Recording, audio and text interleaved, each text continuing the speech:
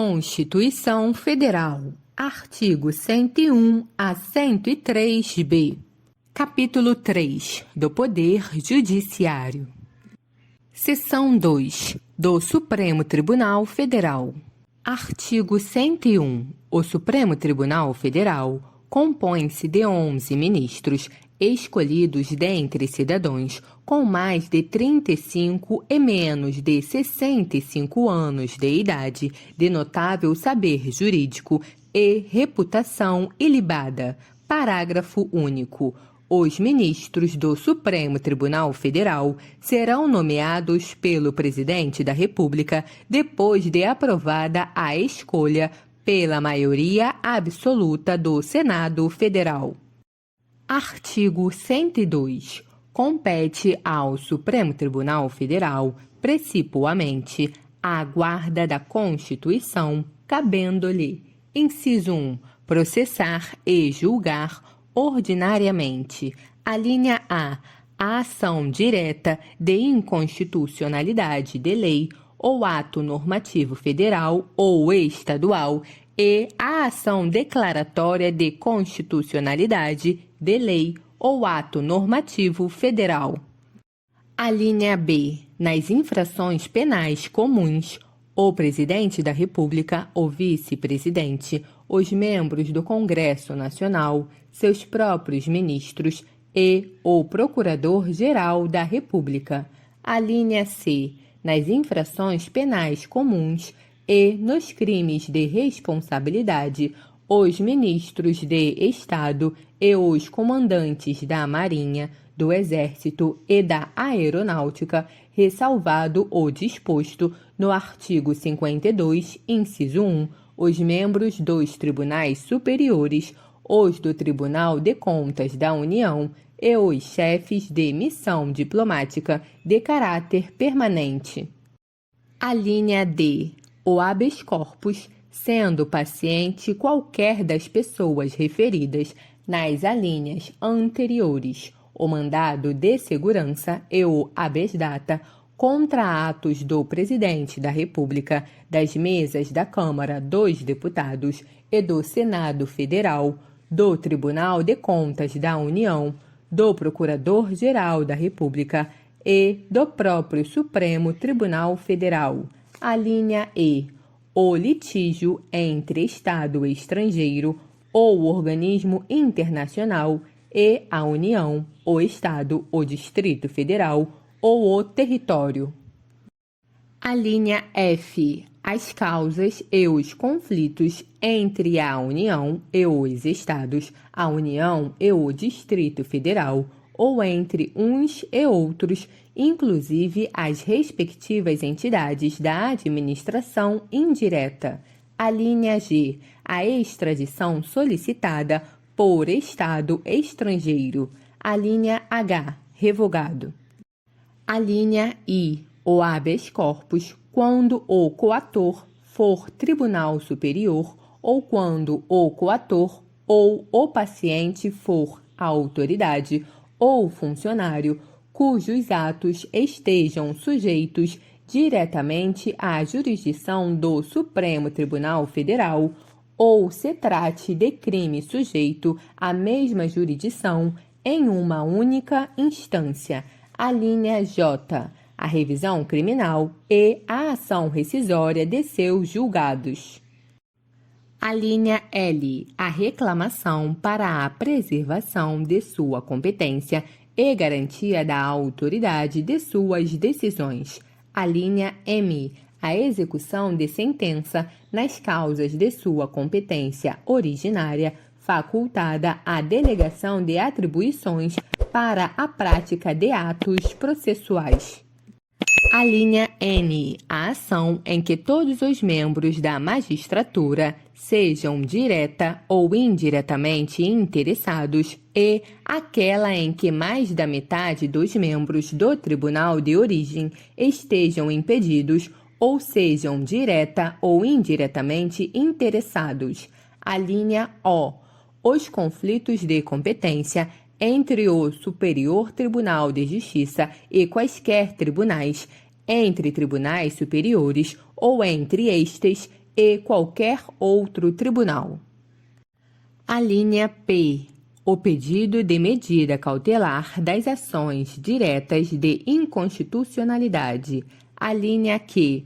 O mandado de injunção, quando a elaboração da norma regulamentadora for atribuição do Presidente da República, do Congresso Nacional, da Câmara dos Deputados, do Senado Federal, das mesas de uma dessas casas legislativas, do Tribunal de Contas da União, de um dos tribunais superiores ou do próprio Supremo Tribunal Federal. A linha R. As ações contra o Conselho Nacional de Justiça e contra o Conselho Nacional do Ministério Público. Inciso 2. Julgar em recurso ordinário. A linha A.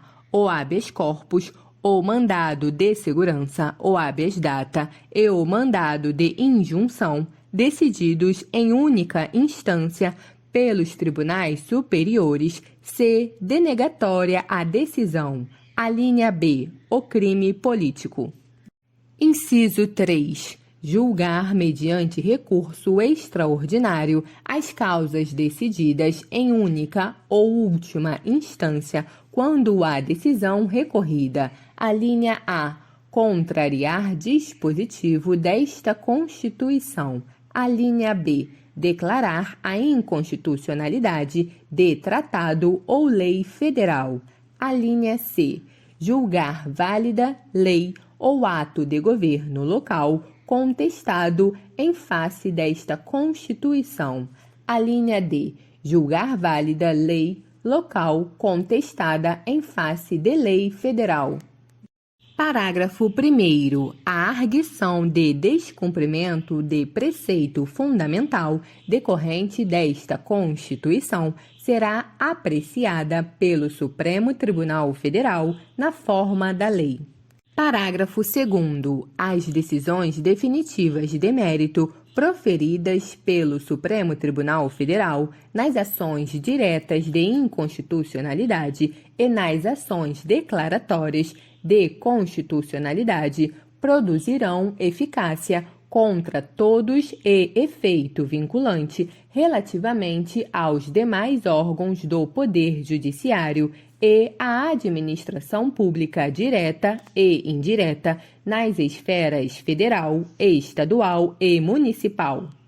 Parágrafo 3º. No recurso extraordinário, o recorrente deverá demonstrar a repercussão geral das questões constitucionais discutidas, no caso, nos termos da lei, a fim de que o tribunal examine a admissão do recurso, somente podendo recusá-lo pela manifestação de 2/3 de seus membros. Artigo 103. Podem propor a ação direta de inconstitucionalidade e a ação declaratória de constitucionalidade. Inciso 1. O Presidente da República. Inciso 2. A Mesa do Senado Federal. Inciso 3. A Mesa da Câmara dos Deputados. Inciso 4. A Mesa de Assembleia Legislativa ou da Câmara Legislativa do Distrito Federal. Inciso 5. O Governador de Estado ou do Distrito Federal. Inciso 6. O Procurador-Geral da República. Inciso 7. O Conselho Federal da Ordem dos Advogados do Brasil. Inciso 8. Partido político com representação no Congresso Nacional. Inciso 9. Confederação sindical ou entidade de classe de âmbito nacional. Parágrafo 1º. O Procurador-Geral da República deverá ser previamente ouvido nas ações de inconstitucionalidade e em todos os processos de competência do Supremo Tribunal Federal. Parágrafo 2º. Declarada a inconstitucionalidade por omissão de medida para tomar efetiva norma constitucional, será dada ciência ao poder competente para a adoção das providências necessárias e, em se tratando de órgão administrativo, para fazê-lo em 30 dias. Parágrafo 3º. Quando o Supremo Tribunal Federal apreciar a inconstitucionalidade, em tese de norma legal ou ato normativo, citará previamente o advogado-geral da União, que defenderá o ato ou texto impugnado. Parágrafo 4º. Revogado. Artigo 103-A. O Supremo Tribunal Federal poderá, de ofício ou por provocação, mediante decisão de 2/3 dos seus membros, após reiteradas decisões sobre matéria constitucional, aprovar súmula que, a partir de sua publicação na imprensa oficial, terá efeito vinculante em relação aos demais órgãos do Poder Judiciário e à administração pública direta e indireta nas esferas federal, estadual e municipal, bem como proceder à sua revisão ou cancelamento na forma estabelecida em lei. Parágrafo 1º. A súmula terá por objetivo a validade, a interpretação e a eficácia de normas determinadas acerca das quais haja controvérsia atual entre órgãos judiciários ou entre esses e a administração pública que acarrete grave insegurança jurídica e relevante multiplicação de processos sobre questão idêntica. Parágrafo 2º. Sem prejuízo do que vier a ser estabelecido em lei, a aprovação, revisão ou cancelamento de súmula poderá ser provocada por aqueles que podem propor a ação direta de inconstitucionalidade. Parágrafo 3º. Do ato administrativo ou decisão judicial que contrariar a súmula aplicável ou que indevidamente a aplicar, caberá reclamação ao Supremo Tribunal Federal que, julgando-a procedente, anulará o ato administrativo ou cassará a decisão judicial reclamada e determinará que outra seja proferida com ou sem a aplicação da súmula, conforme o caso. Artigo 103-B. O Conselho Nacional de Justiça compõe-se de 15 membros com mandato de 2 anos, admitida uma recondução, sendo: inciso 1, o presidente do Supremo Tribunal Federal; inciso 2, um ministro do Superior Tribunal de Justiça, indicado pelo respectivo tribunal; inciso 3, um ministro do Tribunal Superior do Trabalho, indicado pelo respectivo tribunal; inciso 4, um desembargador do Tribunal de Justiça, indicado pelo Supremo Tribunal Federal; inciso 5, um juiz estadual, indicado pelo Supremo Tribunal Federal; inciso 6, um juiz de Tribunal Regional Federal, indicado pelo Superior Tribunal de Justiça; inciso 7, um juiz federal, indicado pelo Superior Tribunal de Justiça; inciso 8, um juiz de Tribunal Regional do Trabalho, indicado pelo Tribunal Superior do Trabalho; inciso 9, um juiz do trabalho, indicado pelo Tribunal Superior do Trabalho; inciso 10, um membro do Ministério Público da União, indicado pelo Procurador-Geral da República; inciso 11, um membro do Ministério Público Estadual, escolhido pelo Procurador-Geral da República, dentre os nomes indicados pelo órgão competente de cada instituição estadual; inciso 12, 2 advogados indicados pelo Conselho Federal da Ordem dos Advogados do Brasil; inciso 13, 2 cidadãos de notável saber jurídico e reputação ilibada, indicados um pela Câmara dos Deputados e outro pelo Senado Federal. Parágrafo 1º. O Conselho será presidido pelo presidente do Supremo Tribunal Federal e, nas suas ausências e impedimentos, pelo vice-presidente do Supremo Tribunal Federal. Parágrafo 2º. Os demais membros do Conselho serão nomeados pelo Presidente da República depois de aprovada a escolha pela maioria absoluta do Senado Federal. Parágrafo 3º. Não efetuadas no prazo legal as indicações previstas neste artigo, caberá a escolha ao Supremo Tribunal Federal. Parágrafo 4º. Compete ao Conselho o controle da atuação administrativa e financeira do Poder Judiciário e do cumprimento dos deveres funcionais dos juízes, cabendo-lhe, além de outras atribuições que lhe forem conferidas pelo Estatuto da Magistratura. Inciso 1. Zelar pela autonomia do Poder Judiciário e pelo cumprimento do Estatuto da Magistratura, podendo expedir atos regulamentares no âmbito de sua competência ou recomendar providências.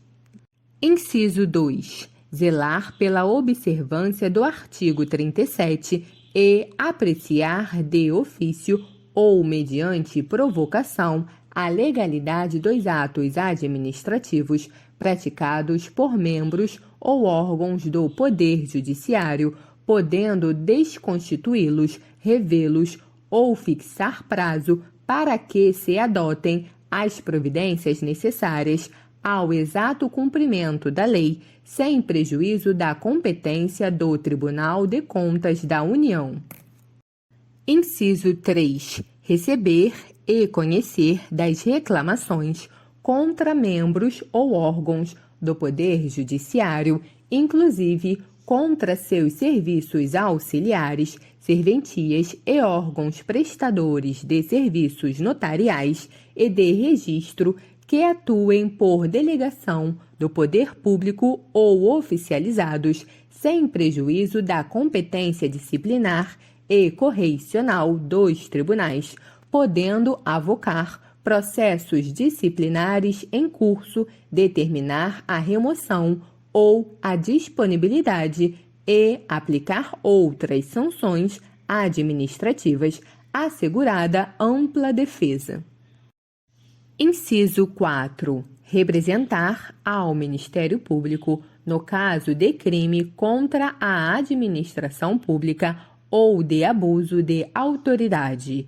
Inciso 5. Rever de ofício ou mediante provocação os processos disciplinares de juízes e membros de tribunais julgados há menos de 1 ano. Inciso 6. Elaborar semestralmente relatório estatístico sobre processos e sentenças prolatadas por unidade da Federação nos diferentes órgãos do Poder Judiciário. Inciso 7. Elaborar relatório anual propondo as providências que julgar necessárias sobre a situação do Poder Judiciário no país e as atividades do Conselho, o qual deve integrar mensagem do Presidente do Supremo Tribunal Federal a ser remetida ao Congresso Nacional por ocasião da abertura da sessão legislativa. Parágrafo 5º. O ministro do Superior Tribunal de Justiça exercerá a função de ministro corregedor e ficará excluído da distribuição de processos no tribunal, competindo-lhe, além das atribuições que lhe forem conferidas pelo Estatuto da Magistratura, as seguintes: Inciso 1. Receber as reclamações e denúncias de qualquer interessado relativas aos magistrados e aos serviços judiciários. Inciso 2. Exercer funções executivas do Conselho de inspeção e de correição geral. Inciso 3. Requisitar e designar magistrados, delegando-lhes atribuições, e requisitar servidores de juízos ou tribunais, inclusive nos Estados, Distrito Federal e territórios. Parágrafo 6º. Junto ao Conselho, oficiarão o Procurador-Geral da República e o Presidente do Conselho Federal da Ordem dos Advogados do Brasil. Parágrafo 7º. A União, inclusive no Distrito Federal e nos territórios, criará ouvidorias de justiça competentes para receber reclamações e denúncias de qualquer interessado contra membros ou órgãos do Poder Judiciário ou contra seus serviços auxiliares, representando diretamente ao Conselho Nacional de Justiça.